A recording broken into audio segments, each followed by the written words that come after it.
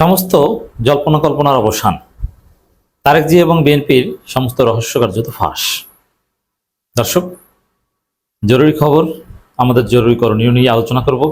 Very significant, পুরো জাতিকে নড়েচড়ে বসতে হবে। আমাদের হিসাব নিকাশ ক্লিয়ার হয়ে গেছে।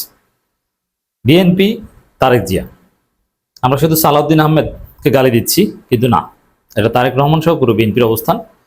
তারা জাতির সাথে গাদ্দারি করেছে। তারা গণভোট অধ্যাদেশ বাতিল করছে। গণভোট অধ্যাদেশের কার্যকরিতা শেষ, সংসদে উত্থাপনেরই প্রয়োজন নাই। এর মধ্য দিয়ে গণভোট যেটা অনুষ্ঠিত হয়েছে প্রায় 1300 কোটি টাকা খরচে, সেই গণভোটও বাতিল হয়ে যাবে। এর মানে এই যে গণভোট, আপনি চিন্তা করেন, তারেক রহমান এখানে শিলং সালাউদ্দিনকে গালি দিয়ে লাভ নেই। তারেক রহমান কত বড় প্রতারক, জাস্ট ইমাজিন। এই তারেক রহমান আবু সাইদের কবর জিয়ারত করে নির্বাচনী প্রচারণায় সুস্পষ্টভাবে বলেছেন গণভোটে হা দিন। এখন সেই গণভোট অধ্যাদেশ বাতিল করছে। মজা না? বিএনপির ইতিহাস প্রতারণার ইতিহাস। তারেক জিয়ার সামনে সুযোগ ছিল ইতিহাসে হিরো হয়ে থাকার, কিন্তু এই সিদ্ধান্তের মধ্য দিয়ে তিনি ভিলেন হয়ে গেলেন। শুধু ভিলেন না, এই যে গণভোট অধ্যাদেশ বাতিল করা, গণভোটের ফলাফল বাতিল হবে, পুরো সংস্কার প্রক্রিয়া সবকিছু হোঁচট খাবে। গণভোট বাতিল করার মধ্য দিয়ে আপনি যাই বলেন, এটা ভারতের কাছে আত্মসমর্পণ করা হলো এবং জুলাই সনদ অমুক্তম, এগুলো এখন কথা সর্বস্ব। এখানে জামাত এনসিপিও কিছু করতে পারছে না। অনিবার্যভাবে এর ফলাফল হচ্ছে বিএনপি সরকার পতন। এবং এই গণভোট যারা আয়োজন করেছে এবং যারা বাতিল করেছে, যারা রাষ্ট্রে অপচয় করেছে, জাতির সাথে প্রতারণার জন্য তাদের প্রত্যেককে একদিন গ্রেপ্তার করতে হবে। শিলং সালাউদ্দিন একদিন গ্রেপ্তার হবে, লিখে রাখেন, এই গণভোট এবং জাতির সাথে বেইমানি করার জন্য।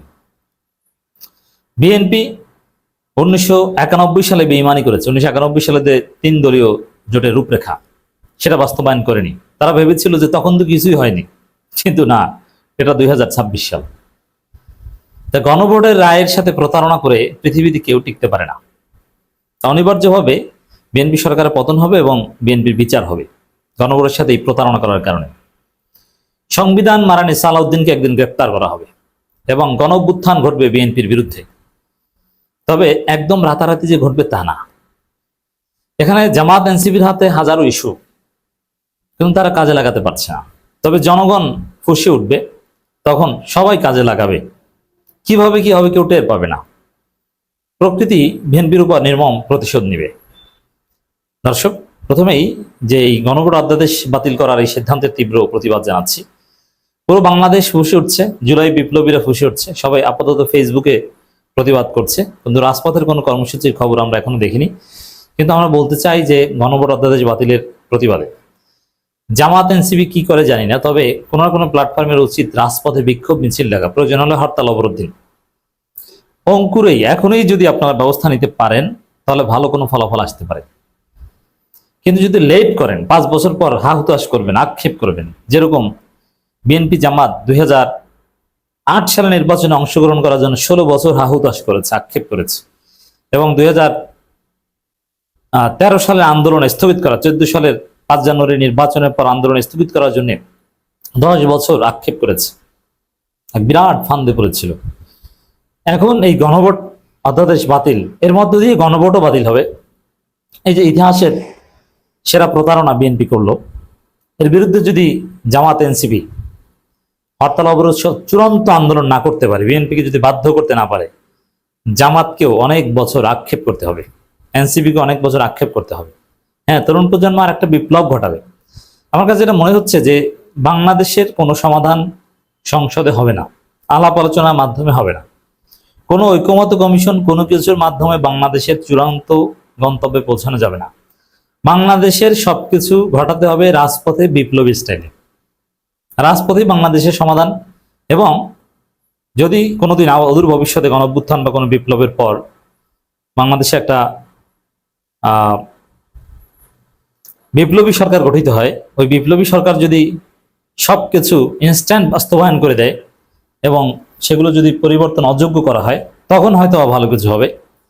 কিন্তু স্বাভাবিক প্রক্রিয়ায় বাংলাদেশকে ভারতের ফাঁদ থেকে বের করা যাবে না। এই যে গণভোট অধ্যাদেশ বাতিল, এই যে প্রতারণা, এটা নেপথ্যে ভারত। পুরো বিএনপি এর এই গণভোট অধ্যাদেশ বাতিলের পক্ষে। বিএনপির যদি কেউ হিরো হতে চান, ইতিহাসে হিরো হতে চান, তাহলে বিএনপির এই প্রতারণার বিরুদ্ধে কথা বলেন, আপনি হিরো হয়ে যাবেন। তো দর্শক, সবাই অবাক, আশ্চর্য যে বিএনপি এই প্রতারণাটা করতে পারছে। তারেক যে বললেন যে গণভোটে হা দিবেন, যে আমরা গণভোটের ফলাফল মানতে বাধ্য, মানব, এখন তারা গণভোটের অধ্যাদেশই বাতিল করে দিচ্ছে। কি প্রতারণা! রাজনীতি যে কতটা নোংরা, মানুষ যে কতটা খারাপ হতে পারে, কতটা প্রতারক হতে পারে, জাস্ট এখান থেকে দেখেন। যারা মানুষ, তারেক রহমান খালেদা জিয়ার সন্তান, জিয়াউর রহমানের সন্তান, তিনি এইভাবে প্রতারণা করছেন।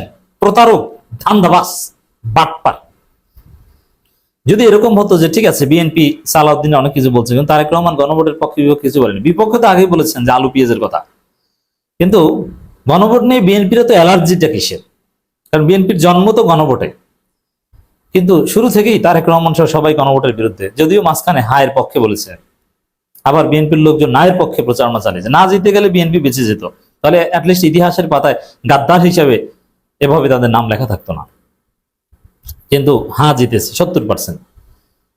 এখন বিএনপি ঝুঁকি নিচ্ছে। তারা ভেবেছে যে 1991 সালে তো আমরা প্রতারণা করেছি, কিছুই হয়নি, কিছুই হবে না। হাসিনা যা ইচ্ছা তা করেছে, সংবিধানকে তছনছ করে তত্ত্বাবধায়ক সরকার বাতিল করে অনেক বছর থেকেছে। এখন বিএনপির অনেকে চিন্তা করছে, আরে আমরা তো হাসিনার মতো 10-15 বছর থাকতে পারলেই আমাদের জীবন শেষ, তারপরে আমরা লন্ডনে, কেউ ভারতে পালাবো। কিন্তু বিএনপির যারা তরুণ, তারা ঠিকই বেকায়দায় পড়বে। আওয়ামী লীগ যেরকম ইচ্ছা মতো যা ইচ্ছা করেছে, গুরুত্বপূর্ণ সবাই পালিয়েছে, অল্প কিছু লোক বিপদে পড়েছে। তাদের যা করার, যা এনজয়, দুনিয়ায় যত মজা করা যায় সব করেছে। এরকম একটা পরিস্থিতি। দর্শক, এর মধ্যে দিয়ে বাংলাদেশের রাজনীতির অনেক অনিশ্চয়তা দূর হলো, যে আসলে সংসদ, ঐকমত্য কমিশন, অমুক্ত, এগুলো সব ভুয়া ধঞ্চা। সত্য একটাই, সত্য হচ্ছে রাজপথ, সত্য হচ্ছে বিপ্লবী সরকার, সত্য হচ্ছে বিপ্লব। সবকিছু তছনছ করে দিয়ে নতুন বাংলাদেশ গড়তে হবে, এটাই হচ্ছে সত্য। এসব সংবিধান এগুলো দিয়ে কিছু হবে না। এবং জামাত, এনসিপি এইসব সংবিধানের বেড়াজালে আটকে তারাও তেমন কিছু করতে পারবে না। এটা হচ্ছে সত্য কথা। সদ্য সমাপ্ত গণভোট যে অধ্যাদেশের অধীনে অনুষ্ঠিত হয়েছে, সেটি কার্যকারিতা শেষ হয়। এটি বিল আকারে সংসদে পাশ করার প্রয়োজন নেই। এখন বিএনপি বলবে যে না, আমরা তো গণভোট যেটা হয়েছে ওটা বাতিল করি নাই, ওই গণভোটের রায় ঠিক আছে, কিন্তু গণভোট আইন বাতিল করছে, কারণ গণভোট তো হয়ে গেছে। এটা আর একটা প্রতারণা। এই গণভোটের অধ্যাদেশ বাতিল করার মাধ্যমে বিএনপি কখনোই বলবে না যে গণভোটের যে রায় হয়েছে, 70% মানুষ হায়ের পক্ষে ভোট দিয়েছে, ওটা আমরা বাতিল করে দিয়েছি, এটা বিএনপি কখনোই বলবে না। গণভোট অধ্যাদেশ বাতিল করছে বিএনপি, এরপরে কোর্ট রায় দিবে যে গণভোটের ফলাফল অবৈধ, যেহেতু এটা কোনো আইনে নেই। এই সব ক্লিয়ার। তো বিএনপি আদালতের ঘাড়ে বন্দুক রেখে গণভোট বাতিল করে দিবে, গণভোটের কোনো কার্যকারিতা থাকবে না, আমরা সেই পুরনো খপ্পরে পড়ে যাব। অতএব দর্শক, তরুণদের চাকরির অধিকার, বৈষম্যহীন বাংলাদেশ, স্বচ্ছতা, জবাবদিহি, কিচ্ছু হবে না। এগুলো সব আশা ছেড়ে দেন। যা করার রাজপথে করার প্রস্তুতি নিন, এটাই হচ্ছে আহ্বান।